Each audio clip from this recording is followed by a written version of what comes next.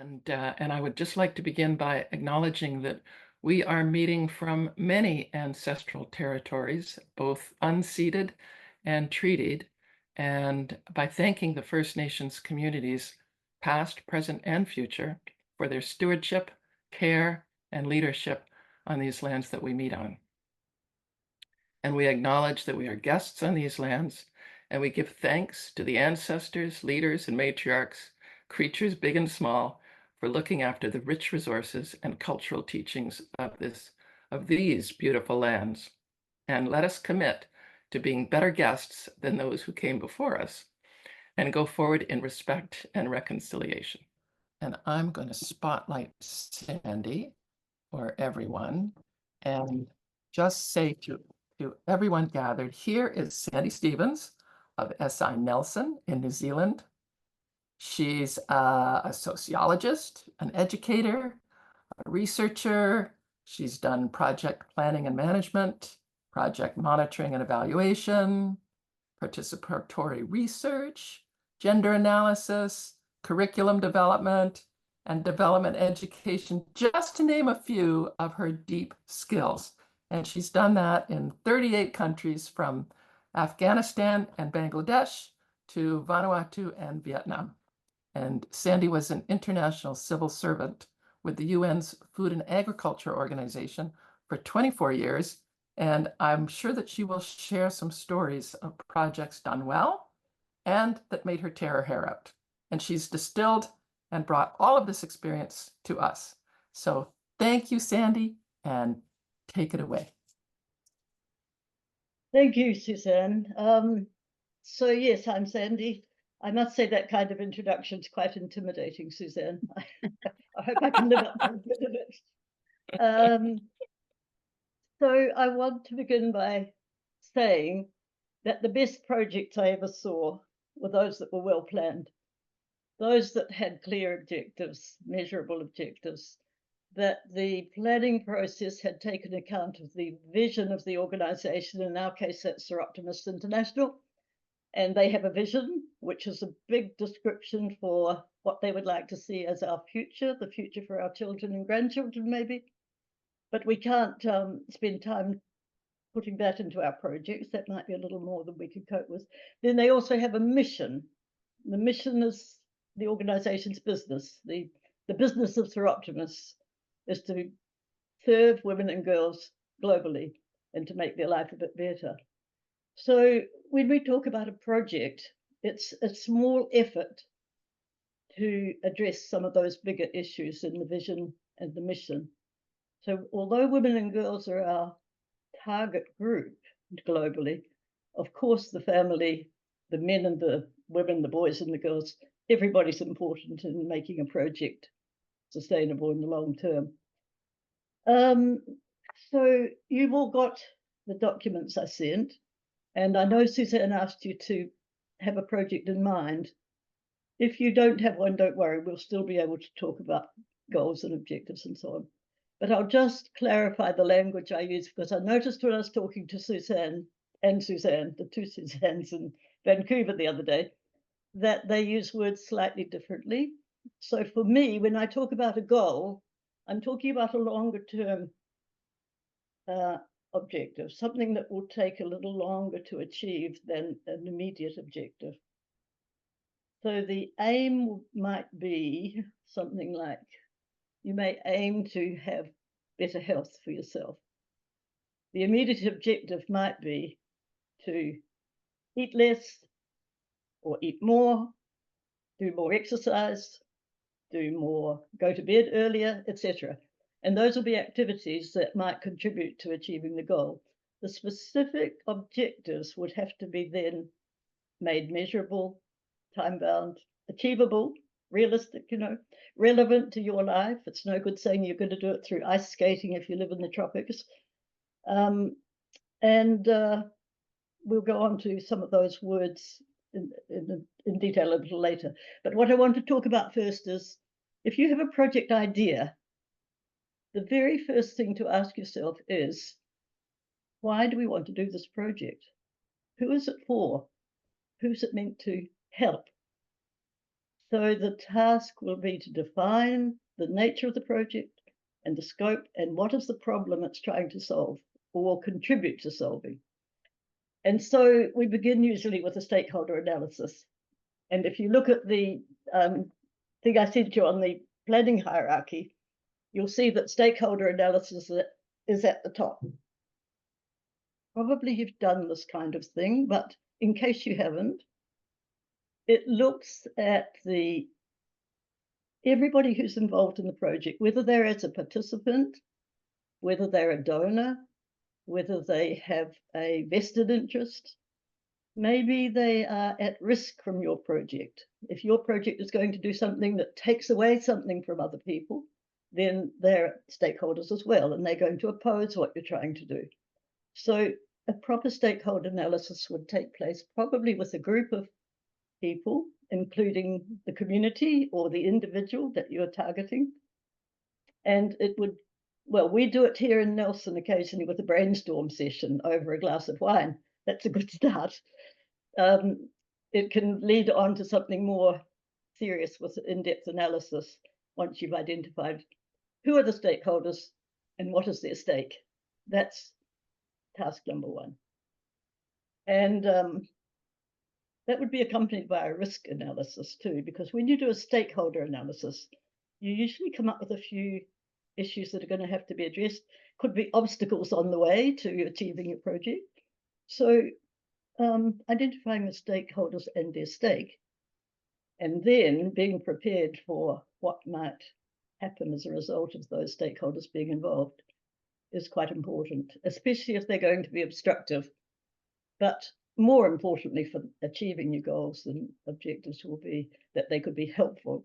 And there's nothing like enlisting cooperation before the project starts to ensure that they remain helpful and not barriers. So you don't need to do a lot of serious research on this usually. You can do things like an environmental impact analysis that will be just looking at the consequences of what you're doing and its possible impact on the environment. But more importantly for us, because we are talking about women and girls, is the human impact and what impact it might have on them. So stakeholder analysis, accompanied by a little bit of a risk analysis, can take place in a good brainstorming session, a focus group, or just a meeting of people with vested interests. I told Suzanne the other day about a project I was involved in where I think you have Habitat for Humanity almost everywhere in the world these days. Habitat for Humanity in Nelson offered to send people to build houses for fisher folk in Sri Lanka after the Boxing Day tsunami, quite a few years ago, 2006 maybe. And they went over and they built 113 houses for fisher families who had lost their house, their boats, their gear as a result of the tsunami. But the government suggested they build 1 kilometre back from high tide mark, just in case there was another tsunami and because of global warming, etc. So they did that. And they had flat pack houses that were shipped over and built very quickly, and the fisher folk were invited to inhabit them.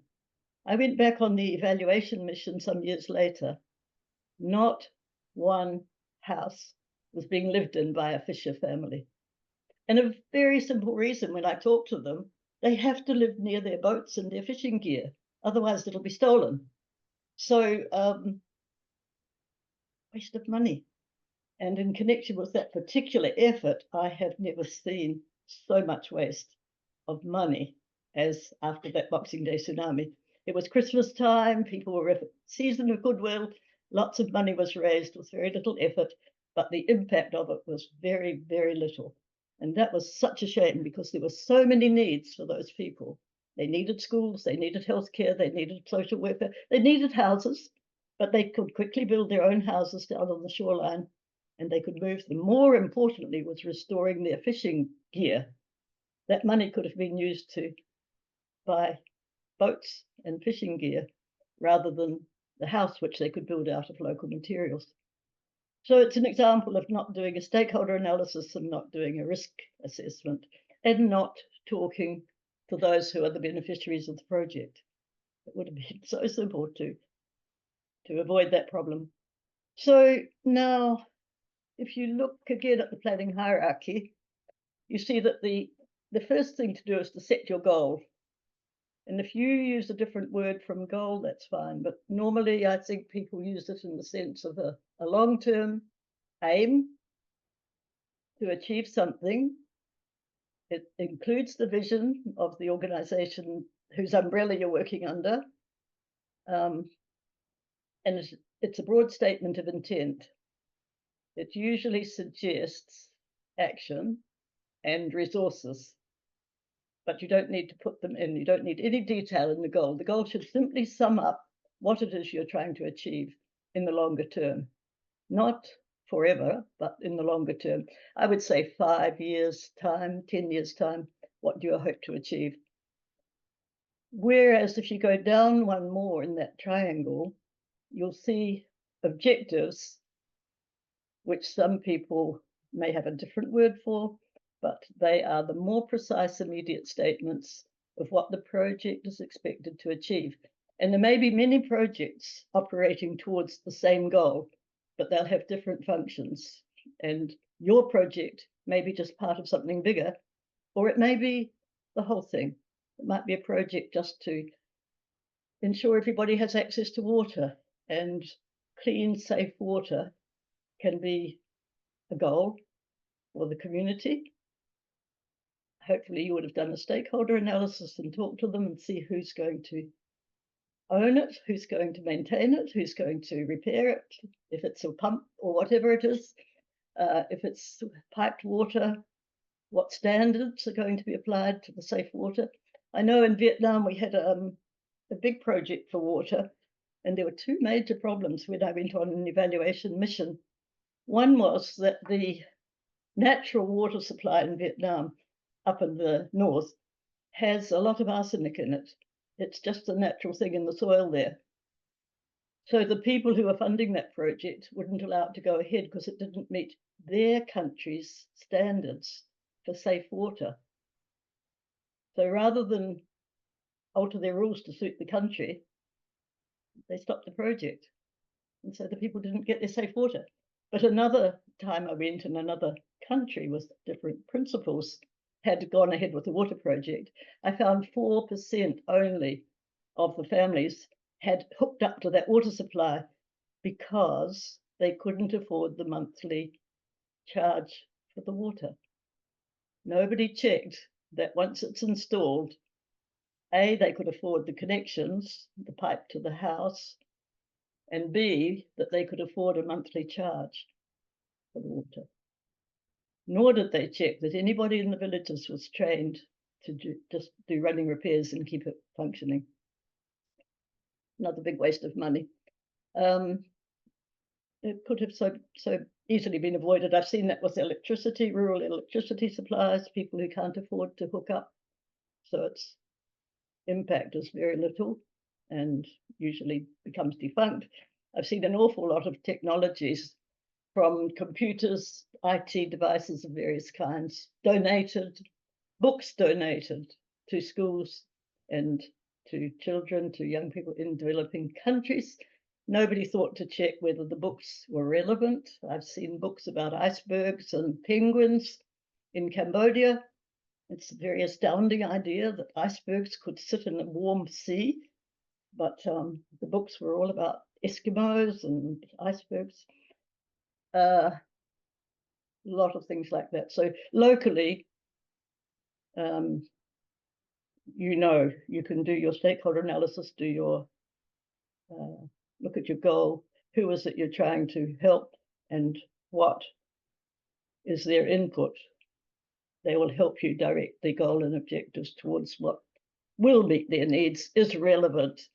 And if we look at the sheet on SMART objectives, I know that many of you know this, but just for those who don't, this document shows you that the word SMART has the SMART standing for specific, measurable, achievable, realistic, relevant, and time bound.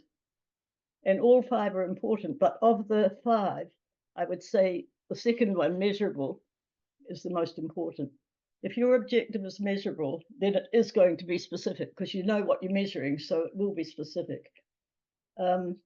If you can't measure something, and measuring can be very simple, it can be as simple as a photograph taken before and a photograph taken during and a photograph taken after.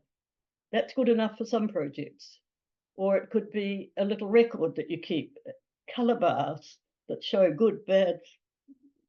You know, you have a scale of, say, 1 to 6 or 1 to 4, and you say 1 means it's pretty poor, can be even 0 means pretty poor, and 4 or 6 means it's pretty good. And you can just do measuring as time goes on and see if there's a movement towards the higher number. You don't have an odd number, because if you do, you've got a midpoint. 1 to 5, it's very popular, but a lot of people will put 3 because it's easy. It's in between. It's not good and not bad. So I never use 1 to 5 scales. I use 1 to 6. 1 to 10 is okay. Depends how finely you want to measure it. But that would be another session if any of you are interested. Actually, I wrote a little book. It's very, very simple, and I've got spare copies. So if anyone is interested in measuring simple methods of measuring, just let me know sometime, or let Suzanne know, and I can dispatch a bunch of them sometime later. But let's go on with the planning hierarchy. So objectives, going back to this document, objectives will lead to action, which will produce outputs. Now, I know in Canada you don't use that word, so I would say something like immediate results, the results that you will expect to see within a very short time after starting the activity. So outputs, that's the immediate results of an activity. You should know what your outputs are expected to be. There will be some unexpected outputs. There always are. And this is why we've got to be flexible. And it's also why a project design doesn't have to have everything that I talk about today in it. You can decide what you need to put in it. And if you don't need your objectives to be fully smart, you don't need to mention everything. But the more detail you have, the clearer it is for those who are managing the project. They will have the guidelines in front of them. And particularly important probably is time bound. If you don't set time frames around activities, they can very quickly lag and become overdue. You have to think when you're doing time plans, of course. We'll talk about that in more detail later, but time plans, you need to know things like the seasons. There's no good having activities for rural people when it's harvesting season. There's no time. So there's no point in having activities in New Zealand. There's certainly no point in having a lot of activities in December or January because everybody's on holiday. And I'm sure in other countries there are times when you've got to anticipate that, and times when people are just not going to be available to do the project work. So that goes into time plans. There's a lot of things you can put in, but you will decide. If you're the project designer or you have a group doing the design, you discuss those things and you write them according to the seasonal calendar, or because I was with agriculture, of course, seasonal calendars were important. But you'll have your own time frames and you have to take account of different activities. So below the outputs on that same sheet, you'll see the activities and inputs. So for every output, you'll require some activity. That activity may require quite a few people, or it might just require one person. It's very good to know when you're planning who those people will be. It might be in some cases that you say, we'll rally up some volunteers when they're needed. Well, it's much better if you anticipate your human resource needs and write them into the project somewhere so they can anticipate, and the manager of the project can prepare and remind people and make sure that they're going to be available when they're needed. And inputs, I see very good budgets usually in projects because they want money, so they have to give a budget. What I don't see often is the non-financial inputs. And I've mentioned human resources, but there are also technologies sometimes that are required, or other substances, materials that have to be purchased or moved or made available on time when they're needed. So inputs is not just the money, but money is important. If you're seeking money from a donor, an external donor, they will be very interested in the budget. So that's part of your, one of your inputs is money and where it's coming from and when it's needed. Might be needed at the beginning, might even some might be needed before the project starts. And details like, does the money carry an interest rate that you have to pay? Does it have to be repaid at all? Is it a grant or is it a loan? If it's a loan, what will the interest rate be? And how fixed will that be? Is it subject to fluctuations, etc.? You need to have contingency, and I don't know what you have. We usually allow 5 to 10%.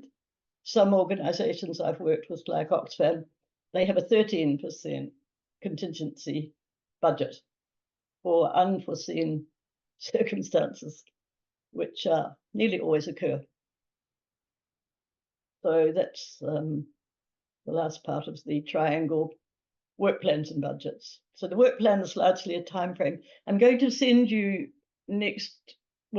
sometime after this webinar, I'll send you a template for a project design with headings, and under each heading, I'll explain what is needed under that heading. And you can decide whether that's relevant for your project or not, but it'll be a fairly fulsome guide and you can pick at it and see what you want to use.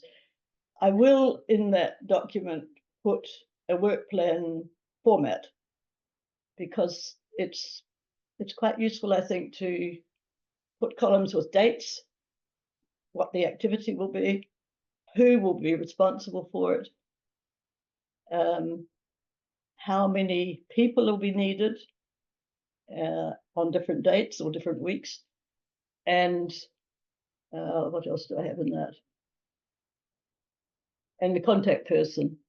There'll be a manager usually, or a project leader, or a project coordinator. That person might be the main contact person, but there does need to be somebody orchestrating and managing the whole, needs to have a big overview of the whole thing, and nudging people when they need to be nudged, kicking them when they need to be kicked. So I would like to say any questions on that, but it's difficult with so many people. I'm just looking at you're all microscopic. I can't see faces very much. But if anybody has a question, just use the raise hand, and that'll move you to the top. Okay, so anyone got questions now?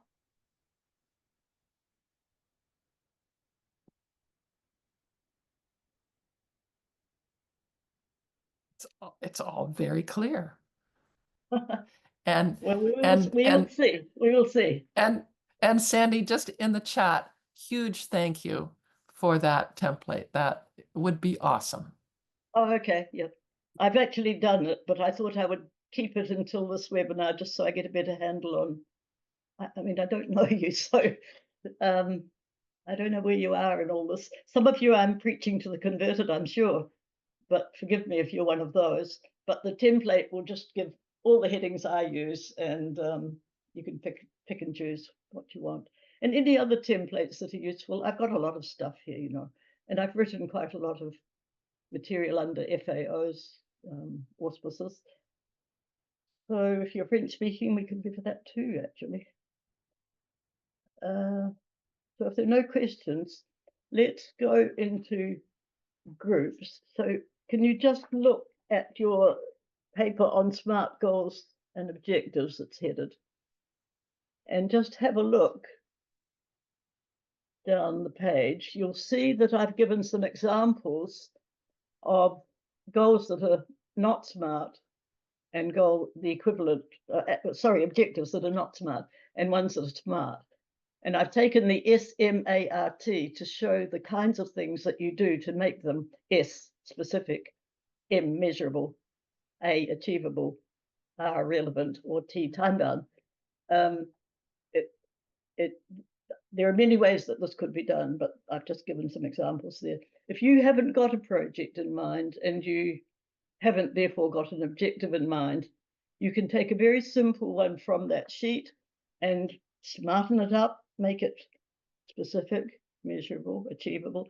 Relevant, I should say something about that too. Relevant will refer to things like ethnic groups that are not your own, where you may not understand some of the constraints or the things that they could facilitate that you're not aware of. Relevant, I had that issue come up when I was involved for a while with the population program in a Muslim country. And of course, the religious leaders were very hostile to the idea of foreigners coming in, and rightly so, foreigners coming in and dictating that their women should start practicing family planning. However, because I'd worked before, and I was 4 years in Malaysia in my earlier days, not with the UN, but with the Colombo Plan. And in that time, I learned a lot about Islam and their thinking about population issues and family planning. So I went to the imam or the religious leaders and asked them what they thought about the whole thing first, and whether they were hostile or amenable or open or eager. And that made a huge difference because they were the first ones to have an input into the planning process. And they had their own ways of population planning. So that project went very well, and everybody was very surprised. It was in Afghanistan, actually, before the days of, well, nothing like it is now, but there was a big presence of Russian people at the time, and they had a Russian approach to family planning, which was fairly directive, and that was not working, and quite rightly so. So our project, I was quite chuffed because we had a different approach, and it showed that, you know, the contraceptives offered by Western countries were not needed. They had their own methods and their own philosophy, their own practices, and it worked well. So that's relevance, making a project relevant to the population. It may not be ethnic, it may be religious, it may be economic level. You know, you're talking about, in projects, you're talking about changing something, and change is either economic change, social change, or change in power, political change. So you're changing who makes decisions over what, that sort of thing. And it's pretty sensitive in a lot of cases. Economic change is more straightforward, I guess. Most people, as we saw in the United States yesterday, cool. It's quite clear, isn't it, what's needed for the world? But that's economic change. To make it relevant on the social level is much more sensitive and should suit the population. If they're a poor population and you're trying to improve their cost, their standard of living or their quality of life, then you've got to find activities that are relevant to the levels of technology they have, the levels of education, the skills they have, the resources they have available locally, and what they can bring in from outside. If you're donating materials, they must also be relevant to that population. The big failure of the project I talked about in Sri Lanka with the tsunami, the flat packs of buildings came from a Western country. They were wooden, they were simple, but they were not appropriate. They were not relevant for that fishing community. They want ones that they can quickly dismantle and move, and they also want ones that are close to their boats and gear. So relevance has it. It's very important, and you don't need to expand on it too much in a project because it will become evident in everything else that you write about that it is relevant to that population. If you're working with an individual, of course, it's a bit more specific, and that's a very different project. most of the work that Soroptimists do is, I think, well, as far as I know, it's with communities or groups, not with individuals. But there may be individuals within the group that you're targeting specifically on some issue. And then whatever you do must be relevant for that person. And time bound is important too. If you don't have deadlines, well, for me, it's very important to have deadlines. I'd never get anything finished if I didn't have deadlines. Deadlines keep me going. So at least to have dates and try to put the project targeted at specific times with a start date for each activity and an end date for each activity. And hopefully that will keep it more or less on track. But flexibility is important too. You have to be flexible. Things will happen. And you have to build that in to the budget and also to the planning. The more you can be prepared for the unexpected and able to deal with it, the better the project will go.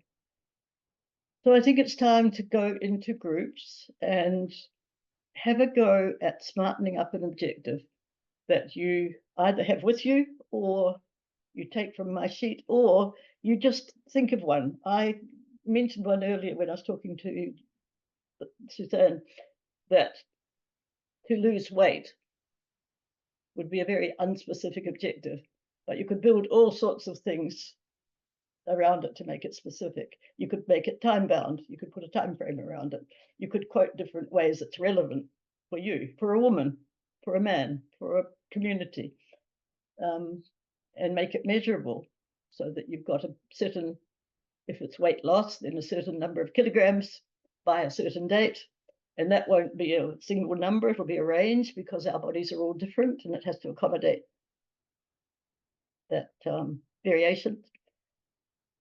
So you think of it an objective or use your project one and make it smart with all 5 of those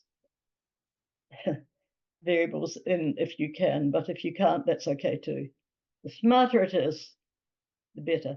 And under a goal, I would always have perhaps 3, 4, maybe 5 objectives. It depends on the project. Occasionally, I just have one, maybe, if it's a very simple, straightforward project. But usually you have a few.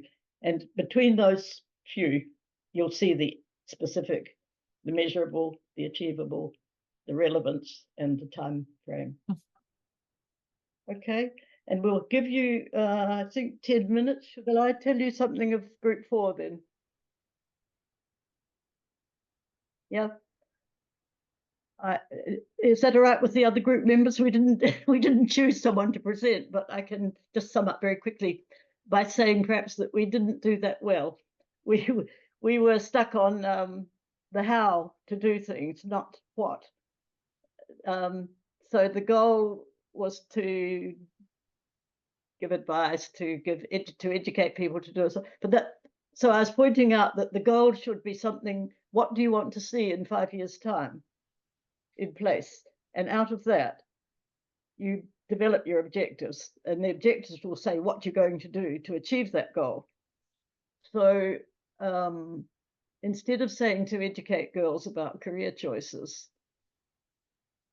we came to a sort of agreement, but we ran out of time, that the goal might be something like that girls would be equipped to make wise or appropriate career choices. And the objectives then would spell out what you're going to do. And part of that would be education. So girls have the knowledge, the skills, whatever, to choose appropriate careers and therefore appropriate study programs to achieve that career.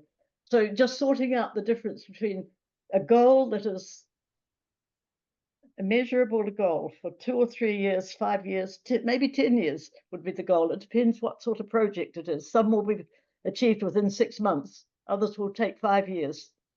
And when you're changing attitudes, for example, it could be quite long, particularly on things where men have to be changed as well. Otherwise, the women don't have a chance. So those things can be much longer. But the goal should state clearly what you want to see at the end of the project, which may be a long way away. And then the objectives will spell out under the SMART criteria what it is you're going to do. And it won't be something like to educate, because that's an activity, it's not an objective. The objective would be that people have the knowledge, the skills, the attitudes to do what you want them to do. And if you, you haven't got the curriculum, have you, for these 3 workshops? But some of you have. Suzanne's got it. I've got there under the session objectives. This session today, I've got at the end of the session, participants will be able to identify and design a viable and sustainable project for club support. Now that's an ideal objective. We're not going to reach it today in an hour and a half, but we're going to go on the way to achieving the idea that you have the knowledge and the skills that you could design a project that would pass the test, let's say. And I can tell you with certainty that the more your goals and objectives are clear and your budget's clear, the more likely you are to get funding for your project. Far, far more likely to get funding support if those things are clear, especially if you show in your project design that it's sustainable. You know, that somehow you're working towards the thing being owned by the people it's helping, or it's completed within budget, etc. But no donor wants to give money if they think it's going to go on a never-ending giving to keep something going. That's why donors don't want to fund salaries, because that's forever. They want to fund activities that will enable people to pay their own salaries. That, for example. So our group did not reach agreement on a measurable, specific objective, but we got on the way to understanding what it is. So what about, should we hear from all the groups, Sandy? Yes, yes. Okay. So group 5.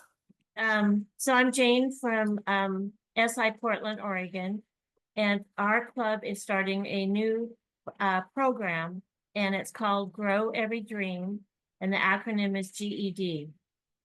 So we did start down one path, and after our research, we thought we were going to spend the money and pay for GED tests, but we realized with research that it's almost free. There's so many avenues to get it for free. And we discovered through our research that the main obstacle is for women that are ready to get their GED. I don't know the statistics, so we talked about how we need to do more research. Do not reach completion. They're very energetic, and then they lose that energy, and they just don't overcome all the obstacles in their life, and they very quickly can talk themselves out of it, or just say, I can't do this. So we talked about the specific, which I was not very specific. So listening to you, it probably should be, and I'm guessing at this because that we want to, that at the end of this, that we would hope to have a higher percentage of women that start their GED certification process will reach the final goal. I don't know if that's specific enough.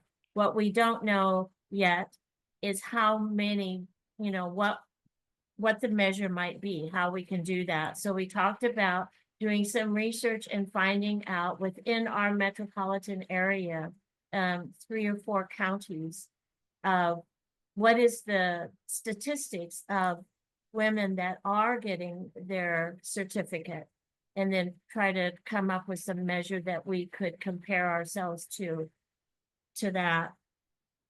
And actually, Jane, I just thought that I bet that educational institutions will also have the statistic of how many start and don't finish.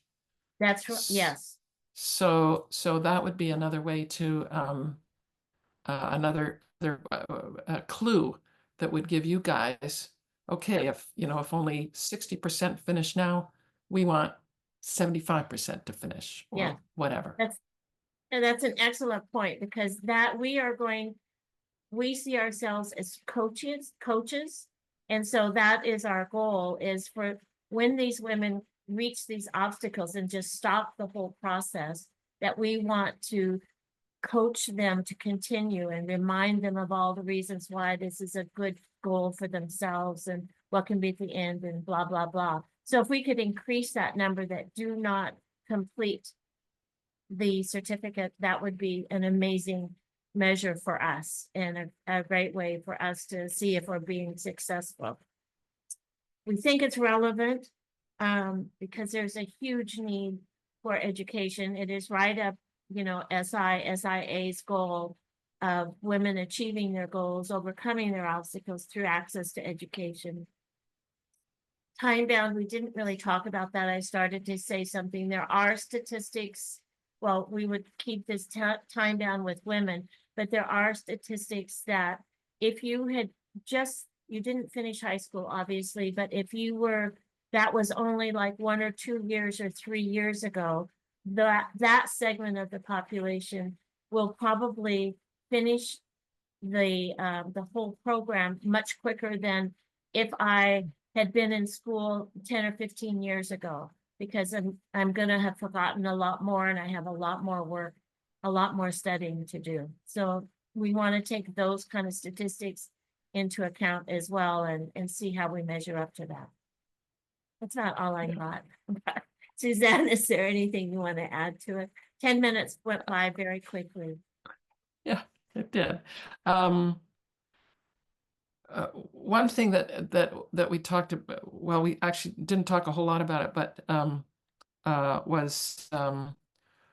was the notion that what these guys want to do is really mitigate the barriers to success.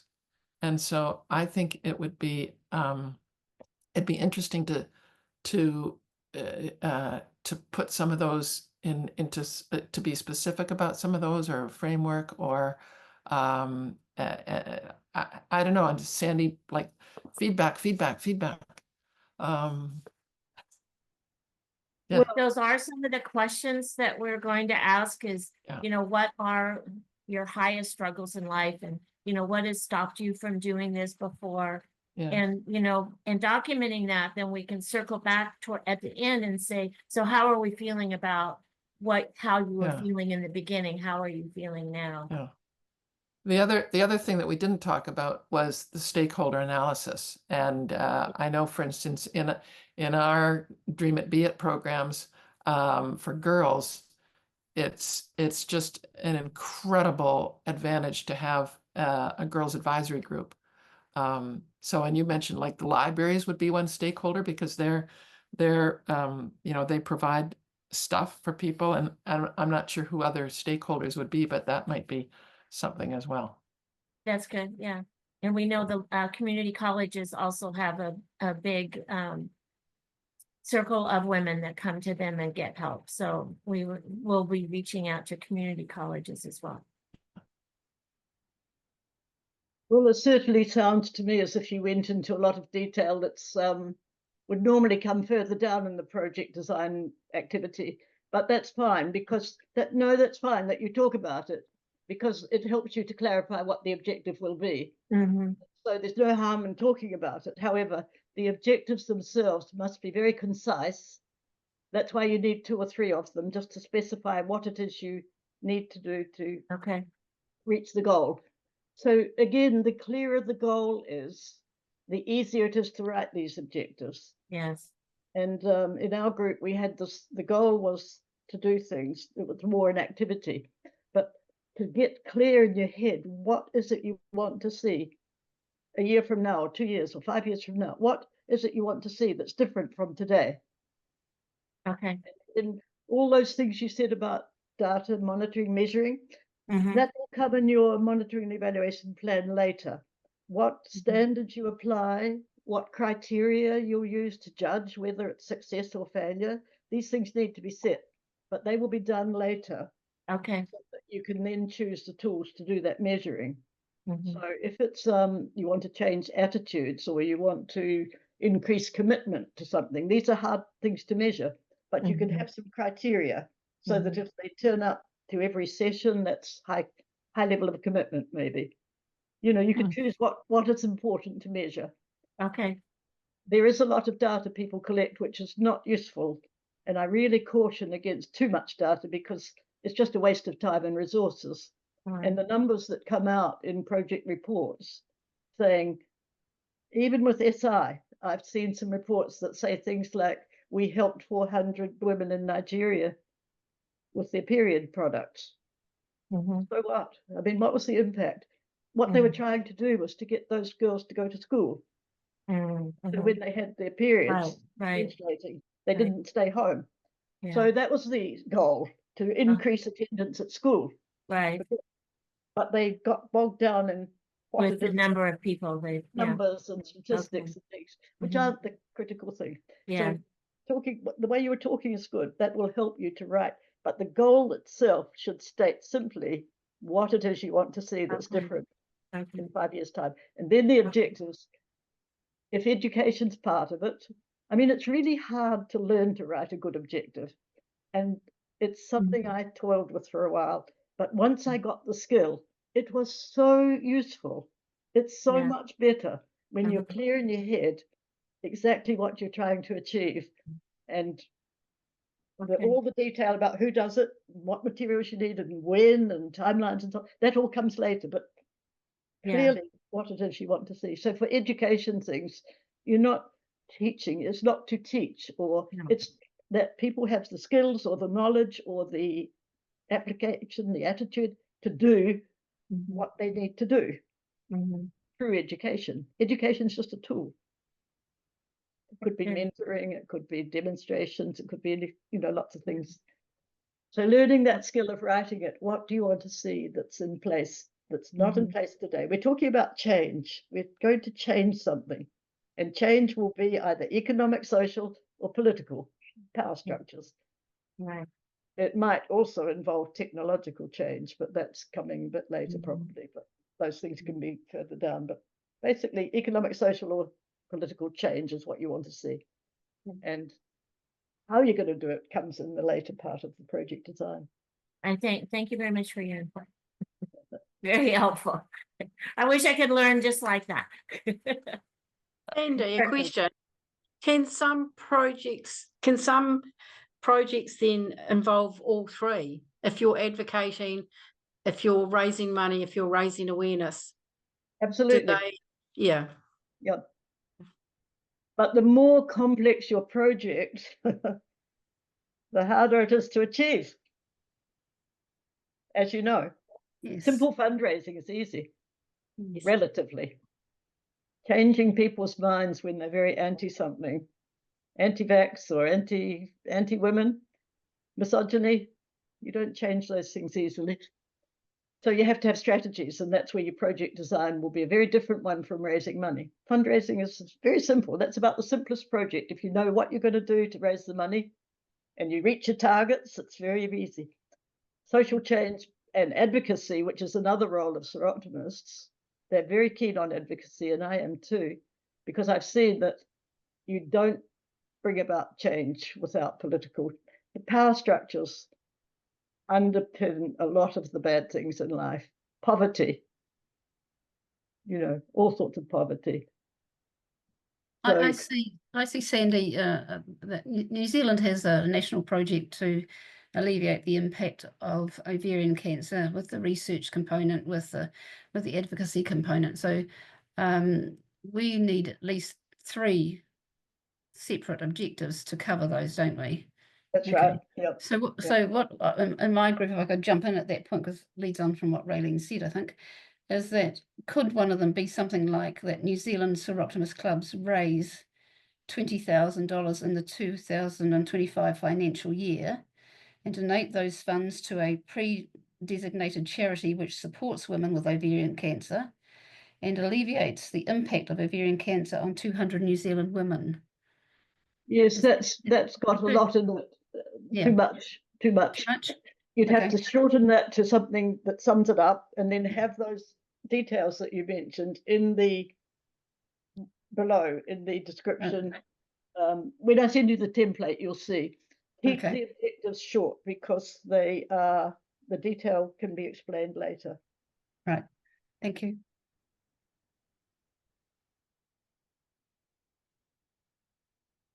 Is there another group? Yes, good day. I wanted the colleague from our group to share her objectives. It referenced raising awareness. And I know sometimes when you look at that subjective sort of objectives, it tends to be very difficult because we need to ensure that we're so very specific, probably by a percentage, by a certain time, etc. I'm not sure if I think it's you, Tundi, was it your objective? We might want to share it and have a little discussion. Yes, it was me. Yes, please. So I shared with the group that I'm currently working in the marketing team for a Dream It Be It activity that we're putting together for next year, February. And I was trying to put some objectives together shortly before joining this training session. The first objective that I'd written down is increase awareness among local schools and organizations about the career conference that's coming up, and to boost community engagement on social media. So the first objective, increase awareness among local schools and organizations. Second objective, boost community engagement on social media. So those are pretty broad and not smart enough. Planning to smarten them up later, just writing initial thoughts. But yes. Things like increasing awareness would be an unmeasurable, because you increase awareness by 0.0001%, you've achieved your goal. Yeah. And it will have no impact at all. So setting a few targets. One way you can express that sort of thing is that you want the target group, whoever they are, to be able to tell you or recite 5 principles or 5 actions or 5 or 2 ways of doing something. You want to express it in a way that you want people to be able to do something they couldn't do before. And awareness will come when they understand something. You're going to teach them something, and then they should be able to tell you what that something is. They should be able to explain it to you. So if you just turn that objective around into that 30 women in such and such a place are going to be able to explain the whatever, that will then in your activity, your work plan will show up as an activity which will be teaching them something to increase their awareness. That will be the activity. So you just separate them out. It's just getting your head around the idea that the objective should express what you want to see in place. And then the activity associated with that will come further down in the activity work plan. When I think about increase awareness, because that's a common goal, to increase awareness. So it's not enough to say, that we'll get the we'll get the word out about Dream It Be It to X number of colleges or X number of high schools or X number of groups. No, that will be an activity, Suzanne. Getting the word out, whether you do it by word of mouth or leaflet or email, whatever, that is an activity. It'll be in your work plan. What you're trying to achieve in increasing awareness is that some target group is going to be able to do something they couldn't do before. It might be explaining something. In awareness, it's usually that it's no good writing to understand, because then you don't know how much they understand. People can say they understand something, but you don't know. You've got no measure. So what you want them to be able to do is to explain something back to you that shows that the awareness is there. Or we actually want them, or we want them to sign up for the program that they've become aware of. That's right. That would be a very good indicator. If they sign up, then they are understanding. You want something that reflects that they've understood or their awareness is increased. With ovarian cancer, it's the same.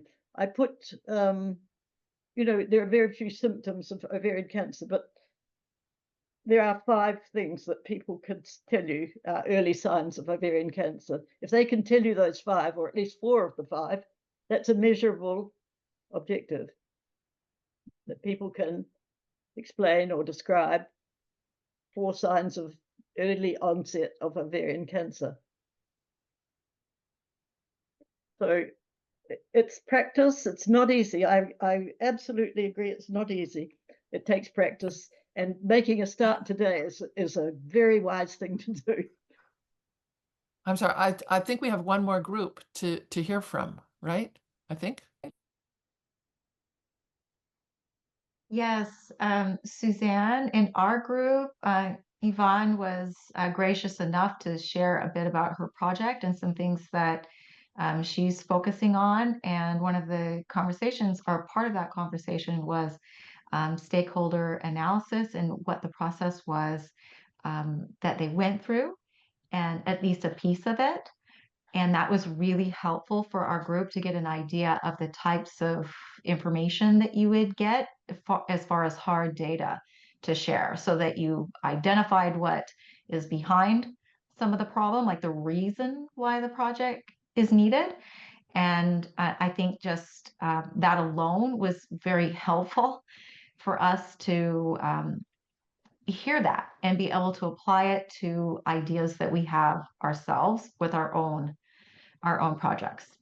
I know personally that's not what I was doing in the same way. I thought I had a good handle on it, but what I realized is that it was so general, and that I was already into more of not what I wanted to see different than it is now, but how I just wanted to immediately solve for the issue right now. So I wasn't looking long term, and so Yvonne really helped to illustrate how a good goal, like well said goal, or that's not the right proper terminology that I'm looking for, but it really does assist with all of the rest, being able to have those very specific objectives follow. So I know for myself, I really appreciated that. So thank you, Yvonne. Susan asked, how did we know that there was a need in a way?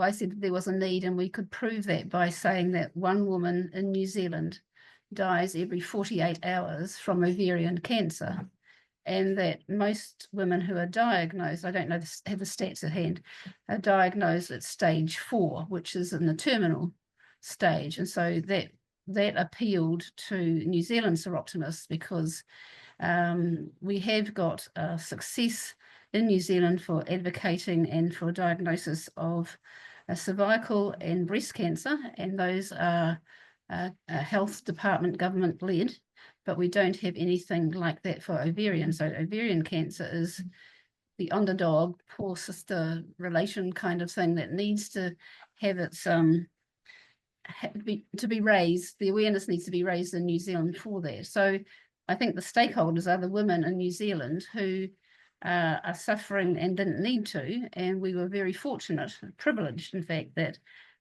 one of the founders of one of the organisations, the charities in New Zealand, shared her story, aged 40, and what it was like for her to go through the pre-diagnosis, diagnosis, and know that she's now living with a terminal illness. So it was all that emotional buy-in, as well as some data around the numbers and how important it is in New Zealand. I think 80%. Sorry, 80% of women are diagnosed late stage. Yeah. So there you are. See, that's high impact. That when Sandy was saying about numbers, it's black and white. You can't argue against like 80% having stage 4, when maybe if with awareness they could be diagnosed and therefore saved earlier. Did you, Yvonne, did you include any of the professional health people in your stakeholder analysis? Well, this was off the cuff with this was off the cuff with Sue. So no, this is all very new to me. So but Raylene and Christine, who are on this call, may know from their committee work that they've done 3 years of hard work over this, whether that was the case. But I can see that there's a need to look at this afresh, Sandy. Yes, well, I would label the women beneficiaries. They are Yes. stakeholders too, but they're beneficiaries of the project. Right. The women who are not going to wait so long to get a diagnosis will be the direct beneficiaries. Yes. But the stakeholders will include educators, Oh yes, professional health people, finance people. Who's going to fund it? Yes, and the three charities that we support. Whatever, yes. Yes. So they'll all be stakeholders. You need at some stage to get them together and have a buzz session with them, because they will point out what's feasible. Often you think you can do things, but if you're not in the professional field, No, you and we're not. find you're on the wrong track. And- So just including them at that early stage is very wise. Okay, I need to go and talk to Raylene and Christine, I think. Well, no, this is something just to think about for everybody. I mean, stakeholders, it's a very wide group, and you may be surprised what they contribute to a buzz session. It doesn't need to be long. A focus group for an hour would yield a lot of useful information. Okay. I'm also very cautious that we don't, that this project could go from where it's at the moment and be blown completely open, and get bigger than Ben Hur. Don't do that. No, thank you. No, I think it's important also not to aim for perfection. Not to what, sorry? You're not going to write the perfect project plan in the No, beginning. no. I can These tell are that just now. going to be tips that help you sharpen up. And Yes. slowly, with experience, they will get sharper and sharper. The sharper they are, the more success you'll have. And I will talk in the final session a bit about impact evaluation, because that's important too. Often people will assess the success of a project on completion, and then they don't check how many people it's actually impacted on. They assess all their activities and they're all completed within budget, but what was the long-term impact of that project? Yes, I agree, and I do remember an instance where I was asked for the impact of the Birthing in the Pacific project, and I could tell them that how many buckets we'd bought and how many community workers we'd trained, etc. But I couldn't actually tell them how many women, birthing women, we had actually helped, and that was the gap, a huge gap. I felt very embarrassed not to be able to say it. Yeah, it's a very common one, very common. People are very satisfied when their budget's on time. So are the donors. They often, I mean, our own ministry from the government looks at numbers, whether we use the budget as it was meant to be used. The impact on people and the sustainability of the project isn't even asked very often. So, there's a long way to go in looking at impact and getting the right kind of data. So we just keep trying. Okay. So, we're nearly out of time, aren't we? I thought we'd run out of time in this first session. I'm going to deal with the management, but I do want to do a bit more on the design of the project. I think if I send you the template, that will help you to get an overview of what's included once you've got the clear objectives. A clear goal and measurable specific objectives will help do the rest of it. It should fall into place under each of the headings, and you can eliminate any heading you think is not useful for your project.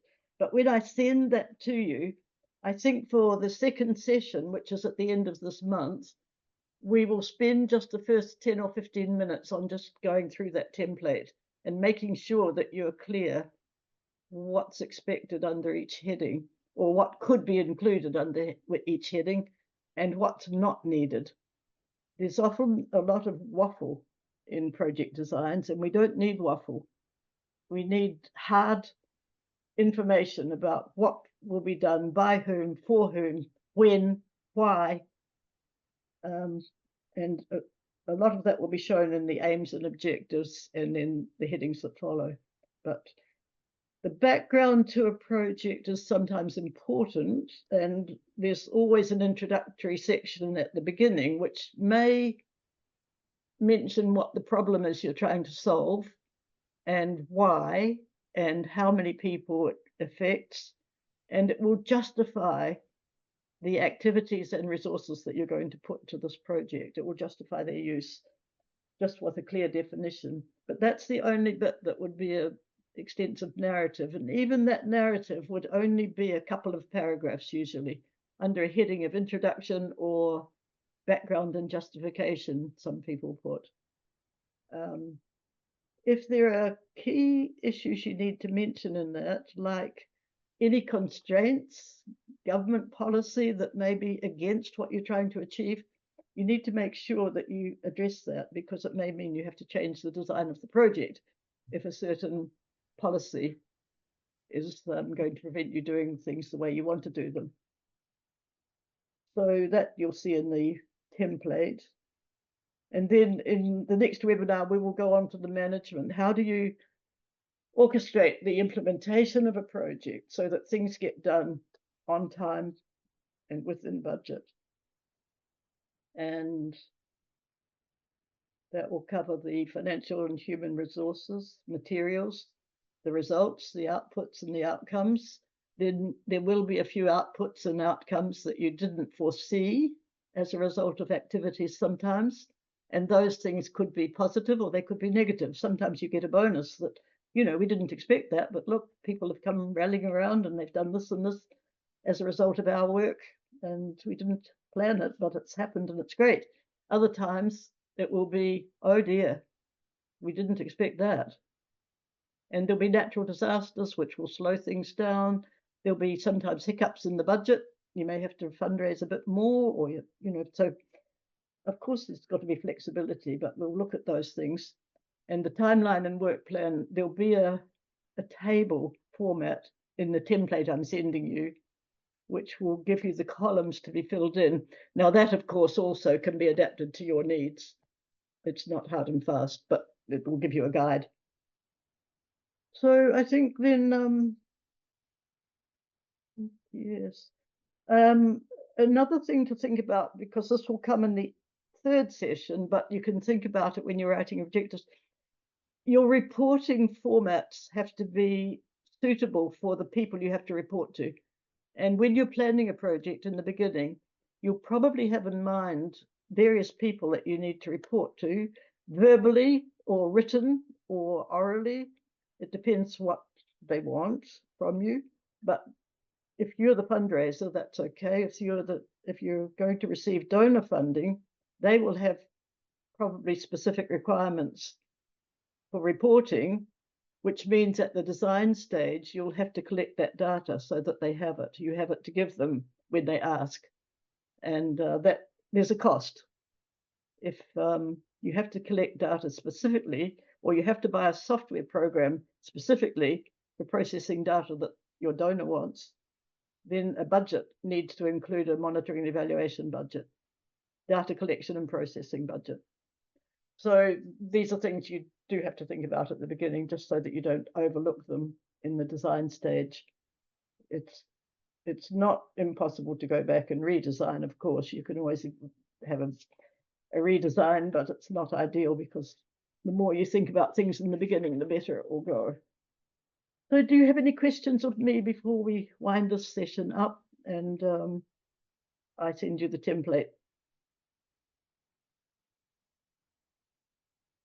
But what I'm going to send you is a template with the headings for project design, including objectives, with some notes written under each heading about what can be included under that heading.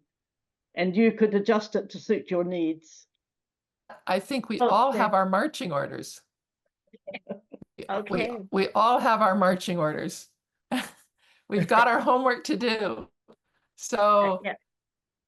with exploding heads, off we go. Thank you so much, Sandy. And thank you everyone for sharing the great examples. And we'll see everyone on November 29th. And I will resend the link, and I'll send Sandy's email and anything else that we get.